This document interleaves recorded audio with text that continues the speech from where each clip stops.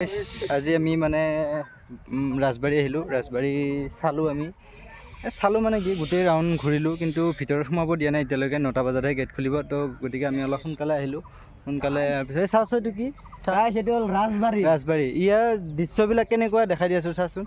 কি সুন্দৰ, কি সুন্দৰ পৰিৱেশ। মানে ইয়াতে বিভিন্ন ৰকমৰ ফুল পোৱা যায় আৰু বিভিন্ন ধৰণৰ মানে গছ গছনি আছে ইয়াতে জিৰাবলৈ। বিভিন্ন ধৰণৰ এটা সাপো পোৱা যায়। ধুনীয়া, আৰু বিভিন্ন ৰকমৰ সাপো আছে। ইয়াতে সোমালে অলপ সাৱধান হ'ব লাগিব, সাপৰ কাৰণে মানে বিৰাট ভয় বুলি কৈছে। আৰু ইহঁতে মানে ইয়াতে জিৰাই আছে, বহুত আৰাম কৰি আছে।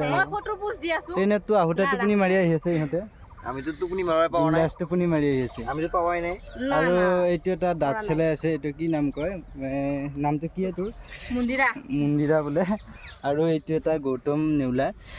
সি তাৰমানে ফটো উঠা, পুৰা ফটো উঠা মানে কেমেৰামেন বুলি ক'ব পাৰি। বিৰাট ধুনীয়া। এইটো মানে এইফালে ফটো মাৰি আছে। 2 দেখাইছে। 2 মানে কি জানেনে আপোনালোকে? Victory, winner. ই য'তে যায় ত'তে উইনাৰ হয় তাৰমানে। আৰু এইটো আমাৰ ছাৰ গুণ্ডা, একদম মানে কি ক'ম আৰু।